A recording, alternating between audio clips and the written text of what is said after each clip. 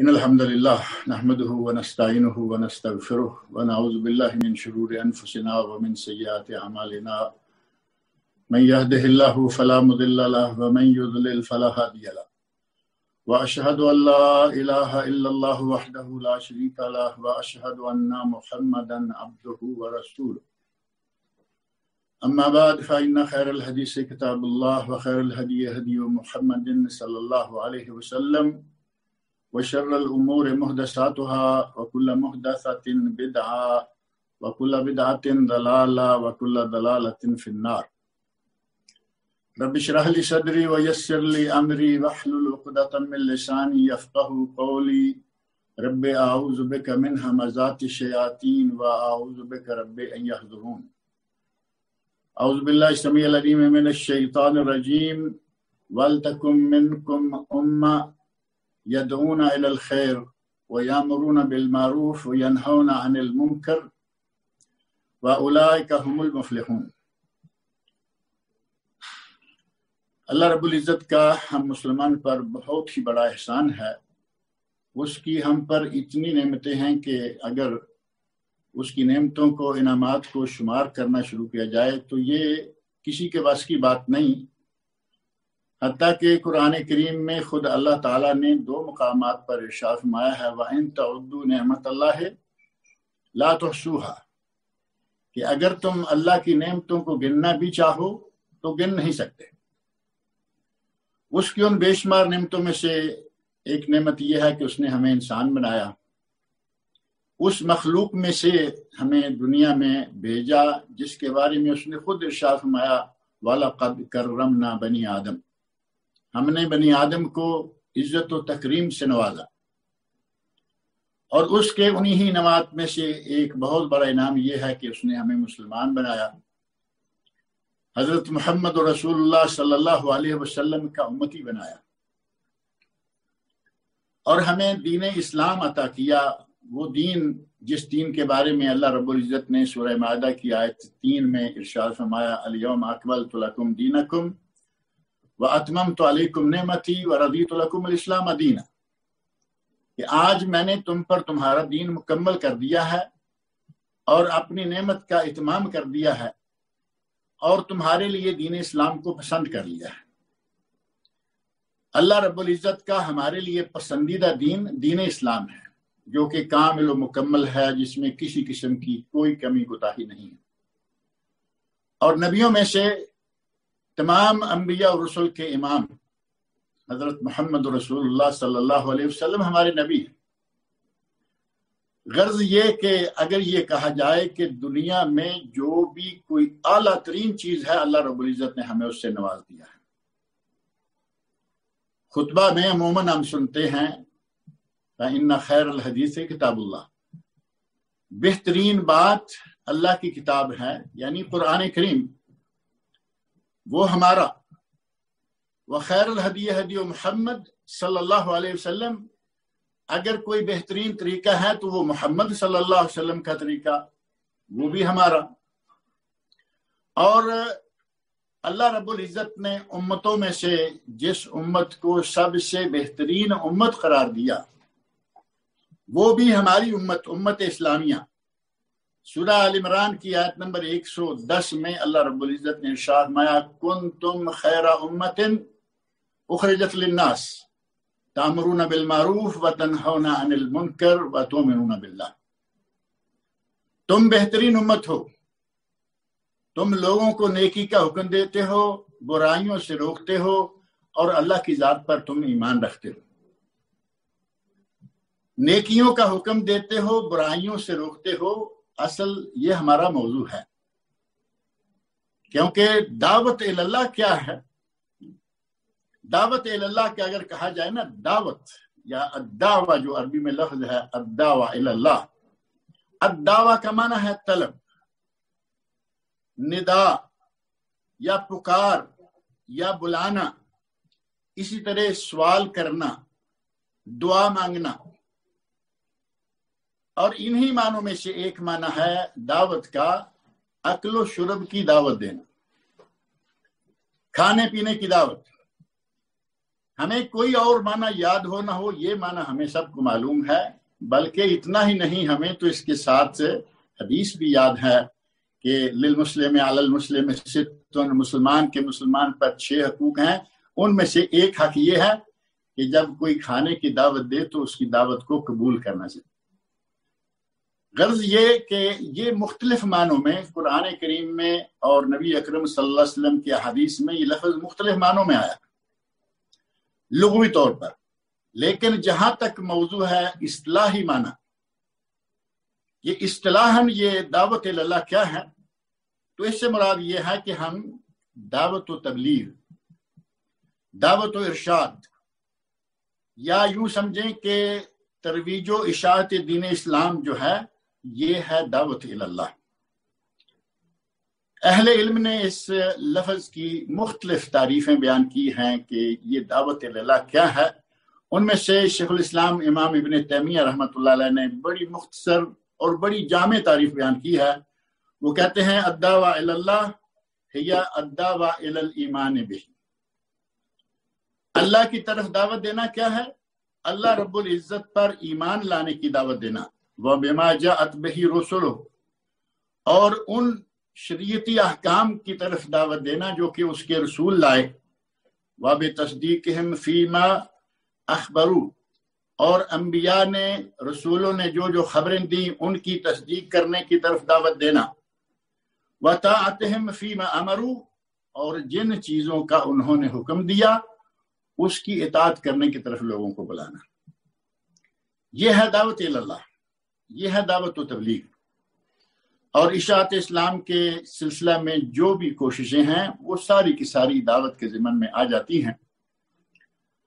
اب رہا مسئلہ کہ یہ دعوت اللہ یا دعوت و تبلیغ یہ حکمن کیا ہے، ہر کسی پر، ہر چھوٹے بڑے مرد و زن پر کیا یہ فرض ہے یا فرض عین ہے، فرض کفایہ ہے، سنت مؤکدہ ہے، اس کی حیثیت کیا ہے؟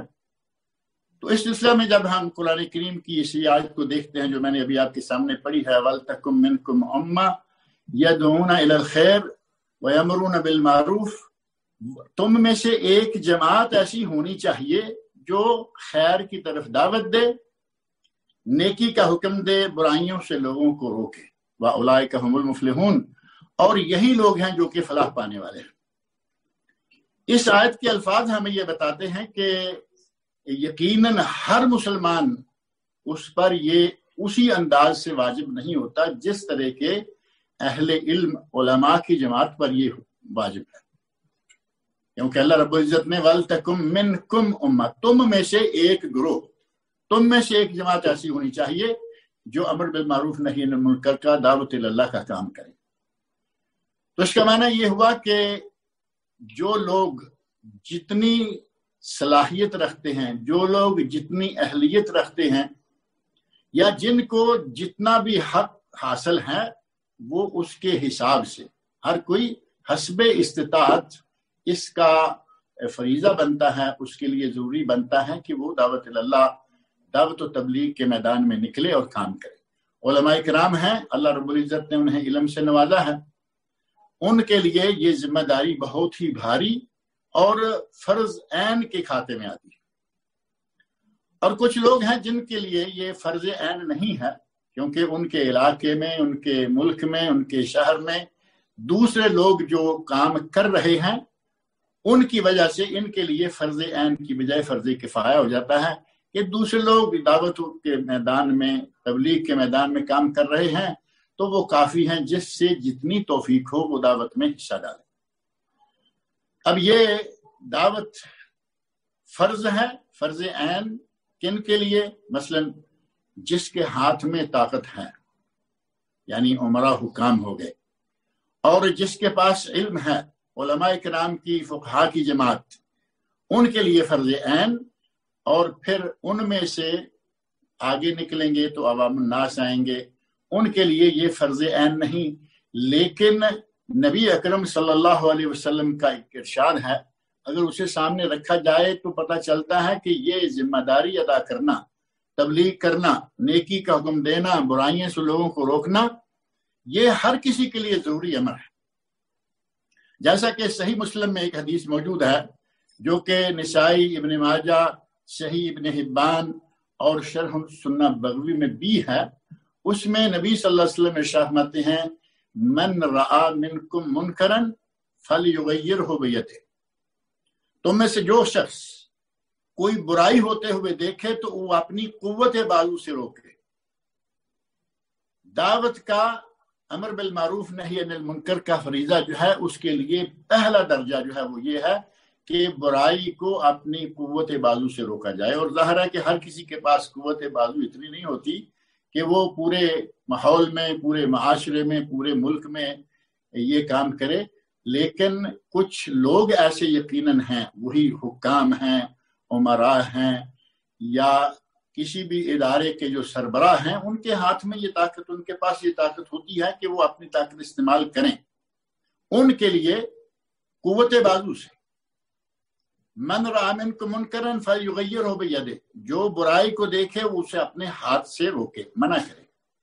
فإن لم یستطع فبلسانہ، اگر کوئی آدمی قوت بازو سے نہیں روک سکتا تو کم از کم زبان سے آواز، برائی کے خلاف آواز اٹھائے، زبان سے تو کہے کہ بھائی یہ نہ کرو. اور قوت بازو کے ساتھ میں ایک اشارہ یہ بھی دے دوں کہ ہم حکام اور عمراء پہ چھوڑ دیں نہیں جی یہ افسران کا اور یہ وہ کا کام ہے، حکومت کا کام ہے. نہیں، ہمارے اپنے گھر میں اپنے بیوی بچے ہیں، ان پہ ہمارا بس چلتا ہے یا نہیں؟ اب یہ تو میرا خیال ہے کوئی ایسی بات نہیں ہے کہ اس میں آدمی انکار کر سکے. اگرچہ یہ کسی حد تک کہیں کہیں ایسا بھی ہے کہ ہمارا یہاں بھی بس نہیں چلتا، لیکن عمومی طور پر اللہ رب العزت نے مرد کو گھر کا قوام، الرجال قوامون علی النساء، عورتوں پر مرد جو ہیں وہ قوام ہیں، اور گھر کے بچے ہیں، ان بچوں پر ماں باپ جو ہیں وہ ان کے سرپرست ہیں. تو کم از کم ان میں امر بالمعروف نہی عن المنکر کا فریضہ ادا کرنا جو ہے وہ ہر کسی کے لیے ضروری ہو جاتا ہے. اور جہاں یہ بات یہ بس نہ چلتا ہو قوت بازو سے، وہاں زبان سے کہے. فَإِن لَّمْ يَسْتَطِعْ فَبِقَلْبِهِ وَذَلِكَ أَضْعَفُ الْإِيمَانِ، اگر کوئی کہیں زبان سے بھی بات نہیں کر سکتا، آواز بھی نہیں اٹھا سکتا برائی کے خلاف، تو وہاں کم از کم اپنے دل سے اس برائی کو برا سمجھے. اور فرمایا وَذَلِكَ أَضْعَفُ الْإِيمَانِ، یہ ایمان کا کمزور ترین درجہ ہے. گویا کہ اس کے بعد ایمان کا کوئی درجہ نہیں. دعوت کا کام، تبلیغ کا کام کرنا، اس فریضے کو ادا کرنے کے لیے اللہ رب العزت نے ہمیں کچھ ہدایت دی ہے. یہ موضوع دعوت اللہ کا موضوع بہت طویل موضوع ہے، اس کے بہت سارے شعبے ہیں، اس کی بہت ساری آگے پھر فصلیں اور یوں سمجھیں کہ چیپٹرز بنتے ہیں. اللہ رب العزت نے ہمیں دعوت کے میدان میں کام کرنے والوں کو ایک طریقہ بتایا ہے کہ دعوت کیسے دینی ہے. نبی اکرم صلی اللہ علیہ وسلم کا انداز مبارک یہ تھا کہ آپ لوگوں کے حساب سے ان سے خطاب کیا کرتے تھے. انزل الناس منازلہم، لوگوں کو ان کے مرتبہ پر ہی رکھو. اگر حکام سے بات کی ہے تو ان کو ان کے مرتبے کے حساب سے آپ نے خطاب کیا. الی ہرقل عظیم الروم، ہرقل کو جب لکھا، خط لکھا، خطاب بھیجا، مکتوب گرامی بھیجا تو عظیم الروم کہا، کیونکہ وہ اپنے لوگوں کا سب سے بڑا سربراہ تھا. ایسے ہی الی مقوقس عظیم القبط، مصر کے حاکم کو مقوقس کو خط لکھا تو اسے عظیم القبط کہا. پہلی بات یہ کہ جس سے آپ مخاطب ہیں اس کو اس کے مرتبے پر رکھتے ہوئے اسی حساب سے خطاب کیا جائے. اور قرآن کریم میں اللہ رب العزت نے بڑا واضح طور فرمایا ہے کہ دعوت کا کام جو ہے وہ ہم نے کس طرح کرنا ہے. ارشاد فرمایا ادعو الی سبیل ربک بالحکمہ والموعظۃ الحسنہ، آپ اللہ کے دین کی طرف لوگوں کو دعوت دیجئے حکمت کے ساتھ، دانائی کے ساتھ، والموعظہ حسنہ، اور خلوص پیار کے ساتھ، وجادلہم باللتی ہی احسن، اور جہاں کہیں مناظرے کی، مباحثے کی، مناقشے کی ضرورت پڑ جائے تو وہ احسن طریقے سے ہونا چاہیے. اللہ رب العزت نے یہ بات ہمارے لیے قرآن کریم میں سورہ نحل کی آیت نمبر 125 میں بیان فرمائی۔ پہلی چیز، ادعو الی سبیل ربک بالحکمہ، لوگوں کو اپنے رب کے راستے کی طرف حکمت و دانائی کے ساتھ دعوت دو۔ حکمت و دانائی کے ساتھ دعوت دینا کیا ہے؟ پہلی بات یہ کہ آپ دیکھیں کہ یہاں جو لوگ ہیں یہ کون سی زبان سمجھتے ہیں، کیا یہ بہت پڑھے لکھے لوگوں کا حلقہ ہے یا عوام الناس ہیں؟ جس انداز کے لوگ ہیں اسی انداز کی اپنی زبان اور لینگویج استعمال کریں۔ لوگ بیچارے الف با تا نہیں جانتے اور ہم شروع ہو جائیں بڑی بڑی زبانیں، مشکل قسم کے الفاظ استعمال کرنا، تو یہ انزل الناس منازل ہم نہیں ہوگا۔ حکمت و دانائی کا تقاضا یہ ہے کہ ان کی سمجھ میں آنے والی سلیس اور آسان زبان استعمال کی جائے، اور حکمت و دانائی کا تقاضا یہ بھی ہے کہ ایک موضوع جو ہم سمجھتے ہیں کہ یہ ان لوگوں میں مختلف فی ہے، ان لوگوں میں یہ موضوع جو ہے وہ کوئی کچھ کہہ رہا ہے، کوئی کچھ کہہ رہا ہے، اس طرح کے موضوع کو یکدم ایسے بم پھوڑنے کے انداز سے بیان نہ کر دیا جائے، بلکہ حکمت و دانائی سے تھوڑا تھوڑا۔ جیسے ڈاکٹر حضرات اگر دوائی کڑوی ہو تو اس کو شوگر کوٹڈ کر کے دیتے ہیں، بہترین انداز سے شوگر کوٹڈ کر کے اپنی بات کو بیان کریں، اور کوئی ضروری نہیں ہے کہ ایک مسئلے کو آپ ایک ہی مجلس میں مکمل کر کے ہی اٹھیں۔ اگر آپ کو یہ موقع ہے کہ آپ بار بار یہاں آ سکتے ہیں، یہاں بار بار آپ کو بات کرنے کا موقع مل رہا ہے، تو آپ مسائل کو بڑے اچھے انداز سے ہلکا پھلکا تھوڑا تھوڑا کر کے ان کے سامنے لائیں، تاکہ ان کے دل و دماغ پر یہ بات جو ہے وہ اثر کر سکے۔ یکدم سے آپ نے وہ سلسلہ شروع کیا، حکمت و دانائی کو چھوڑا، بلکہ کبھی کبھی ایسا بھی ہوتا ہے کہ دعوت و ارشاد کے میدان میں جو لوگ کام کر رہے ہیں انہیں اپنے اخلاق عالیہ کو بھی سامنے رکھنا چاہیے۔ سامنے والا غلط کام کر رہا ہے، غلط سے مراد یہ بھی نہیں ہے کہ وہ کوئی بہت، صرف یہ کہ سنت کے خلاف جا رہا ہے۔ یہاں حکمت کا تقاضا یہ ہے، موعظہ حسنہ، نیک نصیحت کا تقاضا یہ ہے کہ آپ اس سامنے والے کو جو کہ ان پڑھ ہے، آپ جانتے ہیں عام آدمی ہے، تو اسے پیار سے محبت سے سمجھائیں کہ بھائی یہ کام ایسے نہیں ہے۔ بلکہ آپ یوں کہیں کہ مثال کے طور پر ہم کھانا کھا رہے ہیں، گھر میں ہیں، کسی ہوٹل پر ہیں یا کسی ڈیرے پر ہیں، جیسے کہ عموماً مختلف جگہوں پہ کھانا کھانے کا موقع ہر کسی کو ملتا ہے۔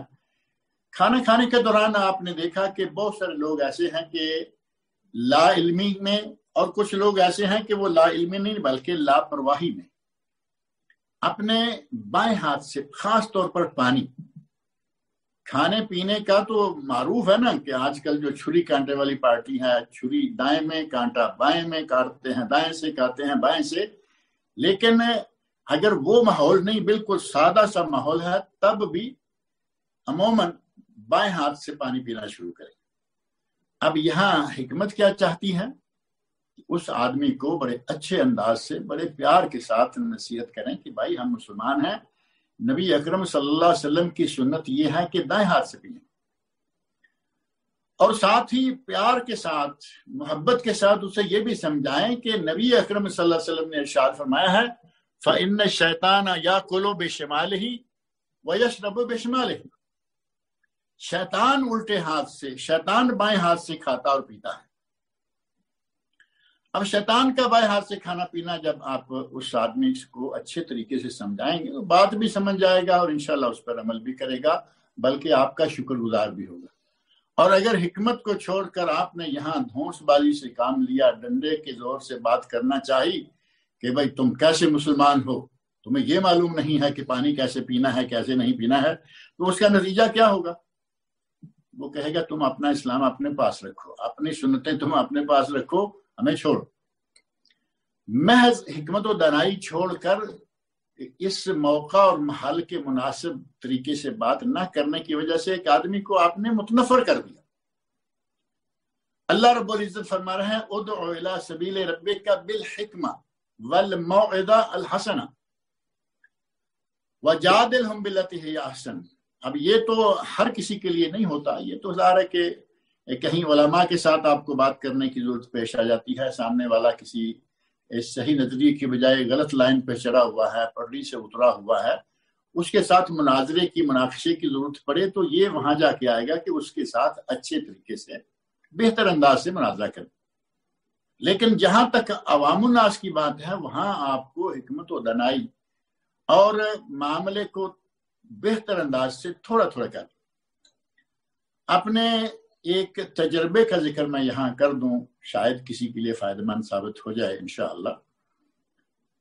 ایک موضوع ہمارے یہاں پاک و ہند میں خاص طور پر موضوع جو ہے نا نبی اکرم صلی اللہ علیہ وسلم کی حیات طیبہ، اس سے متعلقہ ایک نہیں کئی مسائل ایسے ہیں کہ جس میں بہت اختلاف پایا جاتا ہے۔ نبی اکرم صلی اللہ علیہ وسلم کی ولادت باسعادت ہے اختلاف، نبی اکرم صلی اللہ علیہ وسلم علم غیب تھے یا نہیں تھے بہت اختلاف ہے، نبی اکرم صلی اللہ علیہ وسلم نور تھے یا بشر تھے بہت اختلاف ہے، نبی اکرم صلی اللہ علیہ وسلم مختار کل تھے یا نہیں تھے بہت اختلاف، نبی اکرم صلی اللہ علیہ وسلم فوت ہو گئے ہیں یا نہیں اس میں بھی اختلاف ہے۔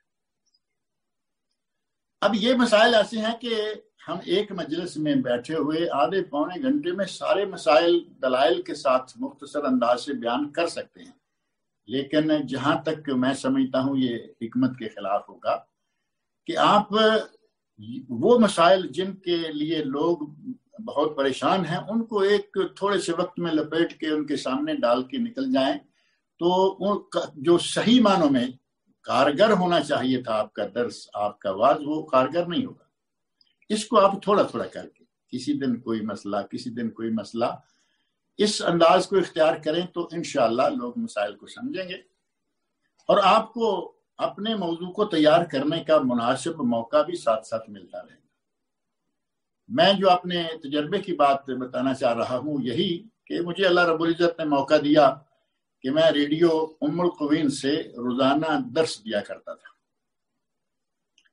میرے ذہن میں یہ بات آئی کہ نبی اکرم صلی اللہ علیہ وسلم کی حیات طیبہ سے متعلقہ یہی مسائل جو ہیں یہ بہت مختلف ہی ہیں اور ان کو بیان کرنا چاہیے، جو حقیقت ہے وہ لوگوں کے سامنے رکھنی چاہیے۔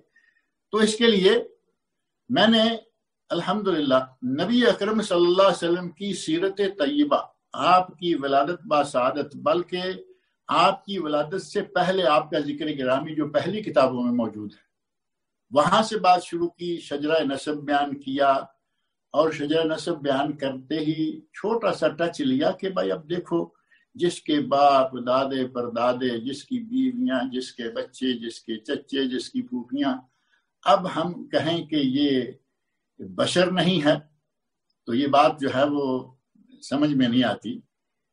آرام کے ساتھ الحمدللہ آگے مسئلہ آیا نور بشر کا، آگے نکلے نبی اکرم صلی اللہ علیہ وسلم کے مختار کل ہونے کا، آپ کا اپنے بیٹے ابراہیم رضی اللہ عنہ کو اپنی گود میں اٹھائے ہوئے، صحیح بخاری وغیرہ میں حدیث موجود ہے، آپ کا یہ کہنا کہ اے ابراہیم ہم اللہ کی ناراضگی والا تو کوئی لفظ نہیں کہیں گے، لیکن انا بفراقک یا ابراہیم لمحزونون، اے ابراہیم ہم تیرے فراق پر بڑے غمگین ہیں۔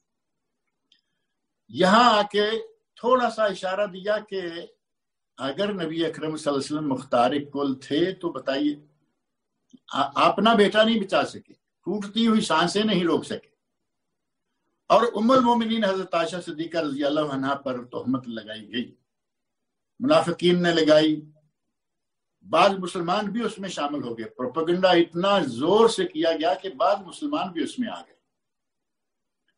اور اب اس بات کو بہتر انداز سے ذکر کر کے لوگوں کے سامنے اشارہ دیا کہ بھائی دیکھو اگر نبی اکرم صلی اللہ علیہ وسلم عالم الغیب ہوتے تو کیا اس تہمت کی نوبت آتی تھی؟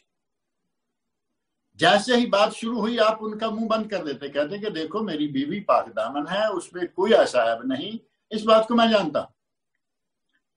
نبی اکرم صلی اللہ علیہ وسلم آپ کا پورا گھر، ابو بکر صدیق رضی اللہ عنہ ان کا پورا گھر، بلکہ پوری امت اسلامیہ جو اس وقت تھی پریشان رہے مہینہ بھر، جب تک اللہ رب العزت کی طرف سے اعلان برات نہیں آیا پریشانی جو ہے وہ بحال رہی۔ اب اگر نبی اکرم صلی اللہ علیہ وسلم عالم الغیب ہوتے تو ظاہر ہے کہ یہ معاملہ نہ ہوتا۔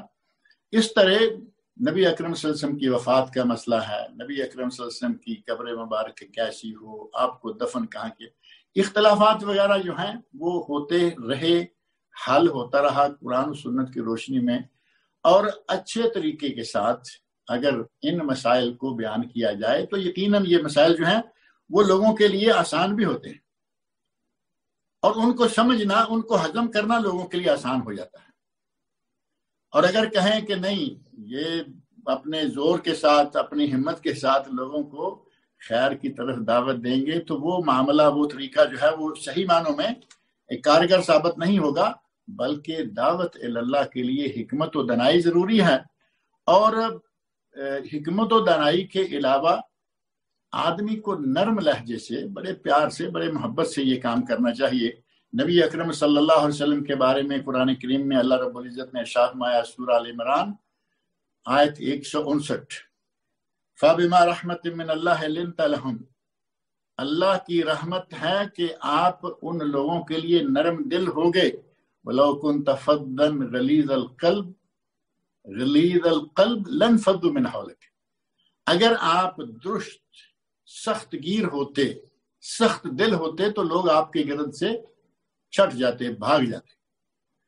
نبی اکرم صلی اللہ علیہ وسلم ہمارے لیے اسوہ حسنہ ہے۔ قرآن کریم میں اللہ رب العزت نے فرمایا، لَقَدْ كَانَ لَكُمْ فِي رَسُولِ اللَّهِ اسوہ حسنہ، آپ کو اسوہ حسنہ اختیار کرتے ہوئے، چونکہ آپ نے اللہ رب العزت کے ارشاد کے مطابق اس دعوت کے میدان میں پوری نرمی کے ساتھ، بڑے پیار کے ساتھ کام کیا، ہمیں چاہیے کہ اس سنت کو اپنائیں، اور ہم بھی اسی طرح پورے نرمی کے ساتھ اور پیار کے ساتھ لوگوں کو دعوت دیں۔ اور اللہ رب العزت نے تو یہاں تک حضرت موسیٰ اور ہارون علیہ السلام بھائیوں کو جب فرعون کے پاس بھیجنا تھا تو ان کے فرعون دیکھیں جو بہت بڑا طاغیہ، بہت بڑا سرکش، اتنا سرکش ہے کہ وہ کہہ رہا ہے انا ربکم الاعلی، فحشر فنادى فقال انا ربکم الاعلی، میں تمہارا اعلی رب ہوں۔ اتنا سرکش انسان، لیکن جب اللہ رب العزت نے ان اپنے بندوں کو اس کی طرف جا کر دعوت دینے کا حکم دیا تو فرمایا فَقُولَا لَهُ قَوْلًا لَيِّنًا، اسے جا کر نرم بات کہو تاکہ لَعَلَّهُ يَتَذَكَّرُ أَوْ يَخْشَىٰ، نرمی کے ساتھ اس کے ساتھ جا کے بات کرو، ہو سکتا ہے کہ وہ نصیحت حاصل کرے اور ڈر جائے۔ اتنے بڑے سرکش کے ساتھ بھی نرمی سے بات کرنا ہے، اور جو ہمارے اپنے لوگ ہوں ان کے ساتھ بات کرتے ہوئے نرمی کے ساتھ اور بہت اچھے طریقے کے ساتھ بات کرنا ضروری ہو جاتا ہے۔ اور دوسروں میں جب کوئی آپ دیکھتے ہیں کہ کسی میں کوئی کمی ہے، عملی کوتاہی ہے، اور کوئی کام ایسا ہے کہ جو آسانی کے ساتھ یہ کر سکتے ہیں لیکن لا علمی کے نتیجہ میں نہیں کر پا رہے، تو ان کی اس کی طرف رہنمائی کی جائے۔ اور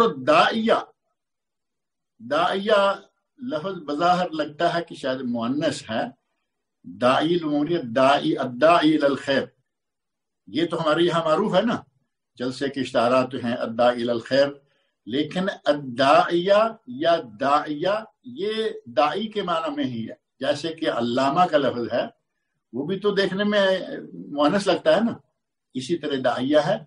داعیہ کو چاہیے کہ وہ لوگوں کے لیے خود نمونہ بھی بنے۔ اگر کسی کو کوئی بات کہتا ہے کہ یہ کام کرنا ہے اور خود نہیں کرتا، کسی کو کہتا ہے کہ یہ کام نہ کریں اور خود وہ کرتا ہے، تو ظاہر ہے کہ اس کی بات میں اثر نہیں ہوگا۔ اور اگر صحیح طریقہ سے عالم با عمل ہوتے ہوئے، یعنی جو داعیہ کی صفات ہیں ان میں سے ایک صفت یہ بھی ہونی چاہیے کہ وہ عالم با عمل ہو، خود عمل کرے، دوسروں کو دعوت دے، تاکہ لوگ سمجھیں کہ یہ خود اس پہ چل رہا ہے، یہ کر رہا ہے، وہی کہہ رہا ہے۔ اور قرآن کریم میں اللہ تعالیٰ نے فرمایا لِمَ تَقُولُونَ مَا لَا تَفْعَلُونَ، کہ تم خود نہیں کرتے لوگوں کو کیوں کہتے ہو۔ غرض یہ کہ آدمی خود باعمل ہو، اپنے آپ کو ایک بہترین نمونہ بنا کے لوگوں کے سامنے پیش کرے، اور اگر اس کو نمونہ دیکھتے ہوئے اور خاص اس کی دعوت سے، اس کی تبلیغ سے اگر ایک آدمی بھی مسلمان ہو جائے تو یہ اس کے لیے بہت بڑی بات ہوگی۔ نبی اکرم صلی اللہ علیہ وسلم ارشاد فرماتے ہیں، صحیح بخاری، مسلم، ابو داؤد، ابن حبان اور مسند امام احمد میں حدیث موجود ہے، نبی اکرم صلی اللہ علیہ وسلم نے جب حضرت علی رضی اللہ عنہ کو خیبر بھیجنا چاہا تو اس وقت حضرت سہل بن سعد رضی اللہ عنہ بیان کرتے ہیں کہ نبی صلی اللہ علیہ وسلم نے حضرت علی رضی اللہ عنہ سے مخاطب ہو کر فرمایا، فواللہ لَأَن يَهْدِيَ اللَّهُ بِكَ رَجُلًا وَاحِدًا، اللہ کی قسم ہے۔ نبی اکرم صلی اللہ علیہ وسلم کو قسم اٹھانے کی کوئی ضرورت نہیں تھی، لیکن اس بات کی تاکید کے لیے آپ نے قسم اٹھا کے کہا کہ مجھے اللہ کی قسم ہے، اگر تیرے ہاتھ پر ایک آدمی بھی ہدایت پا جائے، یعنی گمراہی سے نکل جائے، کفر سے نکل جائے، شرک سے نکل جائے، ہدایت پر آ جائے، خیر لک من حمر النعم، تیرے لیے یہ سرخ اونٹوں کی دولت سے بھی زیادہ قیمتی اور بہتر ہے۔ اب سرخ اونٹوں کی دولت، اب یوں کہہ لیں کہ اگر یہ کہا جائے کہ تمہارے لیے دنیا کی تمام دولتوں سے بہتر ہے تو دوسرے لفظوں میں یہ معنی بنتا ہے، آپ کی دعوت سے متاثر ہو کر، آپ کے اخلاق سے متاثر ہو کر، آپ کے نمونہ سے متاثر ہو کر اگر ایک آدمی بھی مسلمان ہو جائے، ایک آدمی بھی عقیدہ توحید اختیار کر لے تو آپ کے لیے یہ ساری دنیا کی دولتوں سے بھی زیادہ قیمتی ہے۔ یہ کتنا بڑا فائدہ ہے داعیہ کو۔ اور پھر دعوت اللہ یا تبلیغ کا کام کرنے والوں کے لیے اللہ رب العزت نے اتنا اجر و ثواب رکھا ہوا ہے کہ نبی اکرم صلی اللہ علیہ وسلم فرماتے ہیں، اگر آپ کی دعوت کے نتیجہ میں ایک آدمی ایک نیک عمل کرنا شروع کر دے تو جتنا ثواب اس کو ہو رہا ہے اتنا ہی آپ کو بھی ہوگا۔ 10 کریں گے، 20 کریں گے، 50 کریں گے، ان کے برابر آپ کو بھی، اور ان کے ثواب کی کمی نہیں ہو۔ اب یہ نہیں کہ ان کا ثواب کم ہو جائے گا اور اسکول میں سے ملنا، یہ جیسا کہ معروف ہے رمضان کے مہینہ میں یہ حدیث عام پڑھی سنی جاتی ہے کہ جو آدمی کسی کا روزہ افطار کرواتا ہے اللہ اس کو بھی اس روزے دار جتنا ثواب دیتا ہے، من غیر ان ينقص من اجرہ شیء، اس کے اجر سے کمی کیے بغیر اس کو بھی اجر روزے کا پورے کا ملے گا، اور افطار کرانے والے کو بھی اللہ اتنا ہی اجر دے گا۔ اسی طرح جو آدمی آپ کے کہنے پر، آپ کی دعوت پر مسلمان ہوتا ہے، اسلام قبول کرتا ہے، یا آپ کی دعوت پر شرک اور کفر کی وادیوں سے نکل کر توحید کی روشنی اور نور میں آتا ہے، اللہ رب العزت اس کو بھی ثواب دے گا اور آپ کو بھی اس کا ثواب پہنچے گا۔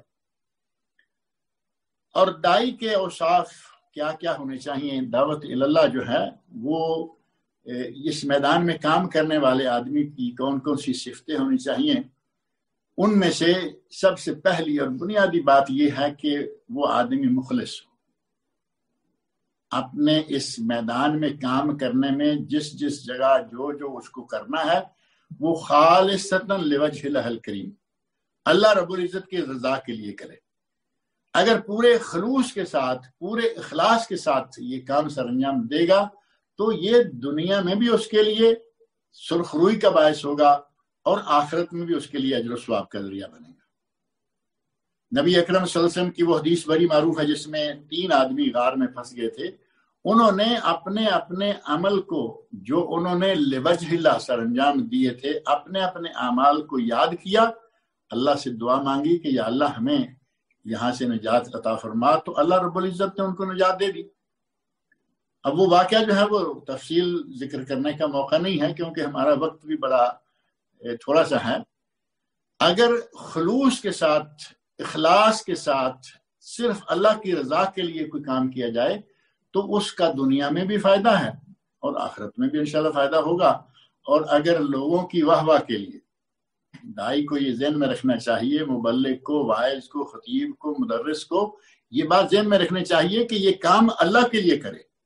اگر لوگوں کے لیے کیا تو پھر اس کا انجام، ایک دوسری حدیث جو ہے معروف حدیث ہے، اس میں 3 آدمیوں کا ذکر آیا، سخی مالدار جو پیسہ خرچ کرتا ہے، شہید جو جان دے دیتا ہے، اور عالم یا قاری، حافظ، قاری، عالم۔ ان تینوں سے اللہ رب العزت نے سوال تینوں کا الگ الگ تذکرہ، سب کے الگ الگ سوال اور پوری تفصیل اس سے قطع نظر تینوں سے پوچھا جائے گا کہ تمہیں ہم نے دولت دی، تم نے کیا کیا؟ تو وہ کہے گا یا اللہ میں نے یہ کر دیا، میں نے وہ کر دیا۔ تینوں اپنی اپنی سنائیں گے، اور تینوں کے لیے اللہ رب العزت کا ارشاد ہوگا کذبتا، جھوٹ کہہ رہے ہو، میرے لیے نہیں۔ تو نے قرآن پڑھا، تو نے دعوت و ارشاد کے میدان میں کام کیا، لیقال لک قاری، لوگ کہیں کہ کیا خوش الحان قاری ہے، کیا زبردست اس کا شعلہ نوا بیان ہے۔ تم نے لوگوں کی واہ واہ کے لیے یہ کام کیا تھا، میرے پاس تمہیں دینے کے لیے کچھ بھی نہیں ہے۔ شہید کے جو کہا جائے گا، شہید جو بظاہر شہید ہے، اس کے لیے بھی اللہ یہی کہے گا، بظاہر جو غنی ہے، پیسہ خرچ کر رہا ہے، اس کے لیے بھی یہی کہا جائے گا۔ اللہ رب العزت نے تینوں کے بارے میں یہ حکم صحیح حدیث میں موجود ہے، ثم امر به فسحب على وجهه ثم القي في النار، اللہ کے حکم سے ان کو منہ کے بل گھسیٹتے ہوئے جہنم میں ڈالا جائے۔ تو دائی کی جو صفات ہیں، دائی کے جو اوصاف ہیں، ان میں سے سب سے پہلا وصف یہ ہے کہ دائی اخلاص والا ہو، پورے اخلاص کے ساتھ، علم سے آراستہ ہو، حلم اور صبر سے آراستہ ہو، اور تواضع انکساری کے ساتھ۔ اب یہ سارے امور جو ہیں یہ تفصیل طلب ہیں، ان سب پہ گفتگو کرنا جو ہے وہ ہمارے وقت کے حساب سے گنجائش نہیں دیتا۔ علامہ ابن باز رحمۃ اللہ علیہ کی کتاب ہے الدعوہ الی اللہ و اخلاق الدعات۔ اس موضوع پر، دعوت الی اللہ کے موضوع پر بہت ساری کتابیں، بڑی بڑی ضخیم کتابیں موجود ہیں، لیکن علامہ ابن باز رحمۃ اللہ علیہ کی یہ کتاب بڑی مختصر ہے، اور اس میں الدعوہ الی اللہ اور دائی کے اوصاف یا مبلغ واعظ خطیب کے اوصاف کیا ہونے چاہیے، اس بات کو بہترین انداز سے ذکر کیا ہے، اور یہ کتاب ہم نے اردو میں منتقل کر رکھی ہے الحمدللہ، اور یہ چھپی ہوئی شائع ہو چکی ہے۔ اس کتاب سے اور اسی طرح کی دیگر کتابوں سے فائدہ اٹھایا جا سکتا ہے، اور خاص طور پر یہ بات ہمیں اپنے ذہن میں رکھنی چاہیے کہ دعوت الی اللہ کے میدان میں کام کرنے والے جو حضرات ہیں، انہیں صبر اور ہمت سے کام لینا چاہیے۔ اس میدان میں آپ کے لیے گالیاں آئیں گی، آپ کے لیے لوگوں کی طرف سے طرح طرح کے الزامات آئیں گے، اعتراضات آئیں گے، جد و کوب کی نوبت بھی آتی ہے، بلکہ آپ کے سامنے کئی ایسے واقعات ہوں گے کہ لوگوں کو بڑا بڑا مارا گیا۔ بعض اہل علم کے غصے میں آ کر ان لوگوں نے داڑھی تک مونڈ دی۔ ایسے اگر مراحل آتے ہیں تو صبر سے کام لینا ہے۔ اب اگر کوئی کہے کہ وہ فلاں آدمی نے کوئی بات کچھ اس انداز سے نہیں، اس کا شاید اخلاق ایسا، نبی اکرم صلی اللہ علیہ وسلم سے اعلیٰ اخلاق والا تو دنیا میں کوئی نہیں ہو سکتا، سب سے اعلیٰ۔ انک لعلی خلق عظیم، قرآن جس کی شہادت دے رہا ہے کہ آپ اعلیٰ اخلاق کے مالک ہیں، اعلیٰ اخلاق کے مالک، بہترین دائی ہونے کے باوجود نبی اکرم صلی اللہ علیہ وسلم کو دعوت کے میدان میں کتنی اذیتیں برداشت کرنا پڑی۔ ہمیں صبر و ہمت سے بھی کام لینا چاہیے۔ ہمارے دائی حضرات جو بھائی ہیں اور طالب علم ہیں، ان کو یہ ذہن میں رکھنا چاہیے کہ اس میدان میں یہ کوئی پھولوں کی سیج نہیں ہے، یہاں تکلیفیں بھی آئیں گی، اذیتیں آئیں گی، گالی گلوچ آئیں گی۔ ان چیزوں پہ صبر کرنا ہمارے لیے ضروری ہے کہ صبر کا دامن جو ہے وہ ہاتھ سے نہ چھوٹنے پائے، اور اگر یہ سلسلہ ہم نے رکھا تو یقیناً اللہ رب العزت سے ہم اجر و ثواب بھی پائیں گے۔ اور دعوت کا کام جس طرح فرض ہے، ہر کسی کے لیے فرض ہے، کنتم خیر امت اخرجت للناس، اللہ نے فرمایا تم بہترین امت ہو جو لوگوں کے لیے میدان میں لائے گئے ہو، تامرون بالمعروف وتنہون عن المنکر وتؤمنون باللہ۔ یہ تین کام، تم لوگوں کو نیکی کا حکم دیتے ہو، برائی سے روکتے ہو، ایمان، اللہ کی ذات پر ایمان رکھتے ہو، یہ تین کام کرو تو تم بہترین امت ہو۔ بہترین امت بننے کے لیے یا بہترین امت کا فرد بننے کے لیے ضروری ہے کہ ہم دعوت و تبلیغ کے میدان میں اپنا حصہ ڈالیں، اور جتنا بھی ہو سکے دعوت و تبلیغ میں وقت دیں، اور مال خرچ کرنے کی توفیق ہو مال خرچ کریں، محنت طلب کام ہے، محنت کریں، اور اگر یہ سلسلہ ہم نے جاری رکھا تو یقینی بات ہے کہ اللہ رب العزت اس کے بدلے میں ہمیں دنیا میں بھی نوازے گا، آخرت میں بھی نوازے گا۔ اور اگر ہوتے سوتے توفیق ہے، علم ہے، اور دعوت ارشاد کے میدان میں آنے کی بجائے کہیں اپنے خاص معاملات میں ہی سارا وقت نکال دے، تو ایسے لوگوں کے بارے میں ایک حدیث ہے، نبی اکرم صلی اللہ علیہ وسلم ارشاد فرماتے ہیں، سنن ترمذی، مسند امام احمد اور شرح سنہ بغوی میں حدیث ہے، نبی صلی اللہ علیہ وسلم کا ارشاد ہے، والذی نفسی بیدہ، مجھے قسم ہے اس ذات کی جس کے قبضہ میں، جس کے ہاتھ میں، بیدہ، جس کے ہاتھ میں میری جان ہے، لَتَأْمُرُنَّ بِالْمَعْرُوفِ وَلَتَنْهَوُنَّ عَنِ الْمُنْكَرِ، تم نیکی کا حکم دو اور برائی سے روکو، ضرور حکم دو اور ضرور روکو۔ اور ساتھ ہی فرمایا کہ اگر تم ایسا نہیں کرو گے تو پھر أَوْلَيُوشِكَنَّ اللَّهُ، ورنہ قریب ہے أَن يَبْعَثَ عَلَيْكُمْ عِقَابًا مِّنْ عِنْدِهِ، اگر یہ کام تم چھوڑ بیٹھے تو اللہ تم پہ عقاب، سزا نازل کر دے گا، فلا یستجیب ثم لتدعنہ فلا یستجیب لکم، پھر تم اللہ کو پکارو گے لیکن اللہ تمہاری پکار نہیں سنے گا۔ اللہ رب العزت نے ہمیں موقع دیا ہے کہ جتنا بھی ہو سکے اس دعوت کے میدان میں ہم اپنا اپنا حصہ ڈالیں، اور جتنا بھی ہو سکے بہتر اخلاق کے ساتھ، بہتر انداز کے ساتھ اس میدان میں آ کر کام کیا جائے، اور لوگوں کو ان کے مستوی یا ان کے معیار کے مطابق لوگوں کو مخاطب کیا جائے۔ اگر ہم یہ کام کریں تو یقینی بات ہے کہ ہماری یہ دعوت اللہ یا ہماری تبلیغ انشاءاللہ مؤثر بھی ثابت ہوگی، اور اگر ہم جو قرآن کریم نے طریقہ بتایا ہے وہ ہم صحیح طور پر اختیار نہیں کریں گے تو پھر واضح بات ہے کہ جو اثرات مرتب ہونے چاہیے، جو نتائج نکلنے چاہیے، وہ صحیح طور پر نتائج جو ہیں وہ سامنے نہیں آئیں گے۔ اللہ رب العزت سے میری دعا ہے کہ وہ ہمیں دعوت اللہ جتنا بھی کسی کو موقع ملے، جس حد تک بھی کسی میں توفیق ہے، دعوت اللہ کے میدان میں حصہ ڈالنے کی ہمیں توفیق عطا فرمائے، اور اللہ رب العزت ہم سے یہ عمل خالصتاً لوجہہ الکریم، خالص اپنی رضا کے لیے ہم سے یہ قبول بھی فرمائے، اور اللہ رب العزت مجھے اور آپ سب لوگوں کو نیک عمل کی توفیق عطا فرمائے۔ بارک اللہ فیکم وجزاکم اللہ خیر ورفع اللہ قدر درجاتکم فی الدنیا والآخرہ۔ جی شیخ صاحب، میں خیال کچھ سوالات لینے کی گنجائش ہے؟ بالکل ہے، تو چلو میرے خیال ایک دو تین سوال لے لیتے ہیں کہ ٹائم تو جس نے سوال کرنا ہے ہاتھ کھڑا کر لے۔ آپ کے ٹائم کے حساب سے میں نے چھوڑ دیا کہ آدھے گھنٹے کے اندر کام ہو جائے۔ باقی آپ کے پاس سوالوں کے لیے جو وقت ہے وہ بھی آپ جتنا چاہیں الحمدللہ، کوئی مسئلہ جی جی، کیونکہ اصل میں ہم نہیں چاہتے کہ زیادہ لیٹ، کیونکہ پاکستان میں انڈیا میں ساتھی کافی اس وقت کافی ٹائم لیٹ ہو رہا ہے۔ ٹھیک بات ٹھیک ہے، جو مناسب ہے آپ سوال لے لیجیے۔ تو کسی کا سوال ہے تو ہاتھ کھڑا کر لیں۔ جی السلام علیکم شیخ صاحب۔ وعلیکم السلام ورحمۃ اللہ وبرکاتہ۔ مختار بول رہا ہوں۔ جی مختار عرض کر رہا ہوں۔ جی ابو عامر، کیا حال ہے جی؟ ٹھیک ٹھاک، اللہ کا احسان ہے الحمدللہ۔ ایک دوست نے سوال کیا ہے کہ یہ جو قبر میں دفن کرتے وقت قبلہ رخ چہرہ کرتے ہیں، ہاں جی، اس کی حدیث کے بارے میں پوچھا ہے یہ حوالہ۔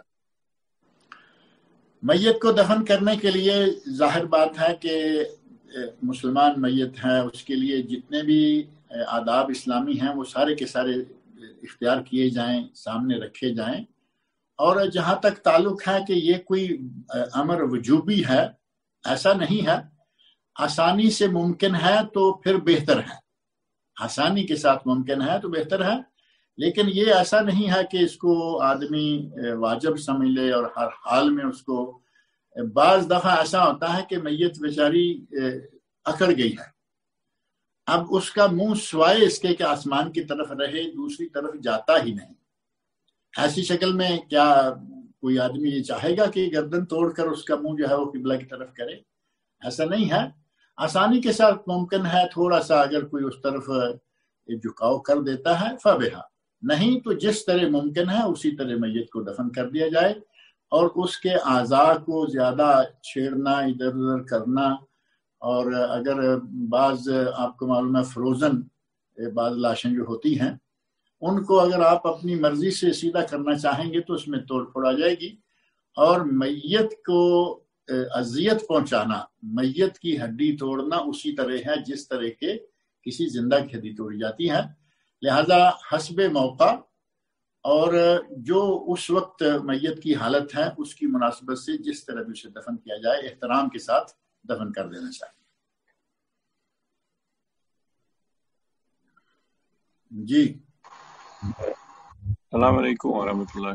शेख आप ठीक हो? अस्सलाम वरहमतुल्लाह वबरकातुहू। जी शेख, मैं नवीद मसूदी बोल रहा हूँ, मकबूजा कश्मीर।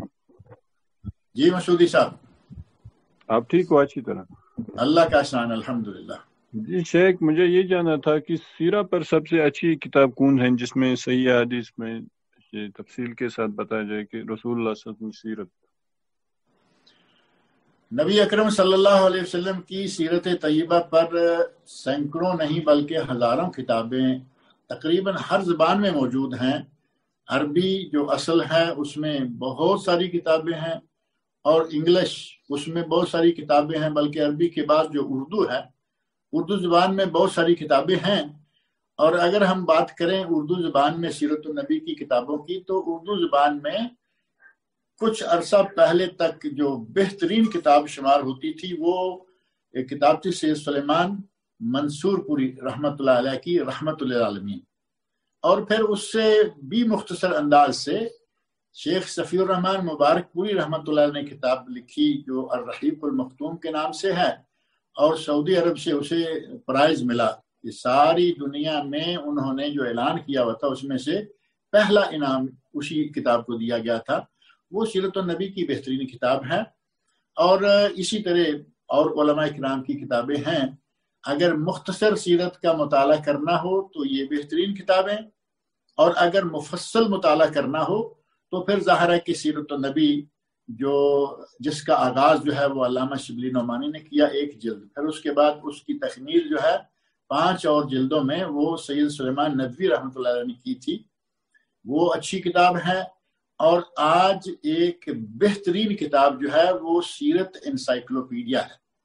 मुफस्सल मुताला सीरत का करना हो तो एक मोतबर और इंतहाई मुफस्सल गालिबन 10 जिल्दों में सीरत इंसाइक्लोपीडिया जो दारुस्सलाम ने रियाज से शाया की है। और दारुस्सलाम आपको मालूम है दुनिया भर में उसकी ब्रांचें मौजूद हैं, पाकिस्तान में हैं, इंडिया में हैं, अमेरिका, बरतानिया वगैरह में हैं, शारजा में है और मुख्तलिफ मुल्कों में है।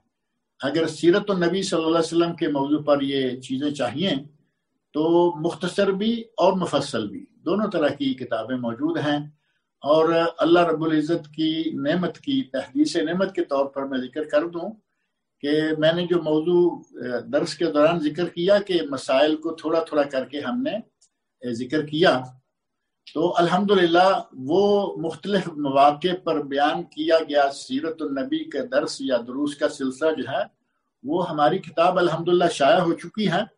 और उसमें सीरत नबी सल्लल्लाहु अलैहि वसल्लम और सीरत सहाबा रज़ियल्लाहु अन्हुम और तकरीबन 550 सफ़हात की वो किताब है। और वो सीरत इमामुल अंबिया के नाम से अल्हम्दुलिल्लाह उसका 4था एडिशन जो है वो छपने जा रहा है। इस वक्त वो किताब प्रेस में है। बहरहाल बहुत सारे उलमा की बहुत सारी किताबें सीरत नबी के मौजू पर मौजूद हैं और कोशिश की जाए कि वो किताब ली जाए जिसमें किस्से, कहानियां और बेदस्तोपा किस्म की बातें जो हैं वो ना आए। जी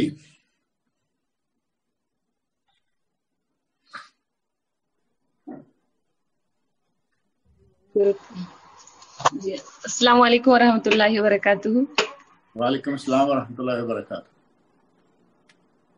जी शेख साहब, लिवजहिल्लाह ये लफ्ज को कितने मानों में इस्तेमाल कर सकते हैं? जैसे अल्लाह की रिजा के लिए, खुशनुदी के लिए भी इस्तेमाल करते हैं, लेकिन इसका असल माना तो चेहरा होता है अल्लाह का, तो इसे कितने मानों में इस्तेमाल कर सकते हैं? इस लिवजहिल्ला का जो माना अमूमन लिया जाता है ना, वो यही है।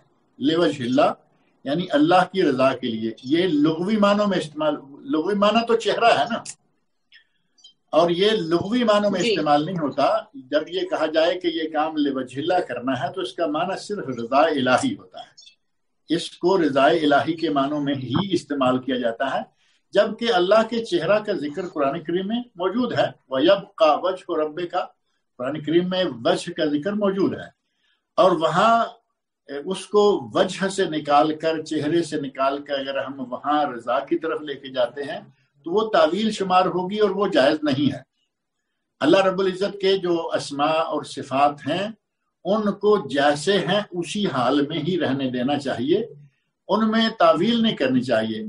जहाँ हाथ का जिक्र आया, कुछ लोगों ने तावील कर दी कि इससे मुराद मदद है, तावन है, और मुख्तलिफ तरीकों से मुख्तलिफ अस्मा जो हैं, अल्लाह रब्बुल इज़्ज़त की जो अस्मा और सिफात हैं, उनमें वजह मौजूद है, उसमें बसर मौजूद है, उसमें समा मौजूद है, उसमें रिजल कदम मौजूद है, कदम का जिक्र बाकायदा जो है वो मौजूद है। तो इन अल्लाह रब्बुल इज़्ज़त के जो अस्मा और सिफात हैं, इनको उसी हाल में रहने देना चाहिए। वलैसा कमिस्लिही शै, कुरान करीम ने कहा कि अल्लाह की कोई मिसल नहीं है, और तावील करके उसको इधर उधर ले जाना ये सही नहीं। इमाम मालिक रहमतुल्लाह अलैह का वो वाक़या बड़ा मशहूर है, जो अल्लाह रब्बुल इज़्ज़त के इस्तिवा अलल अर्श से ताल्लुक़ रखता है।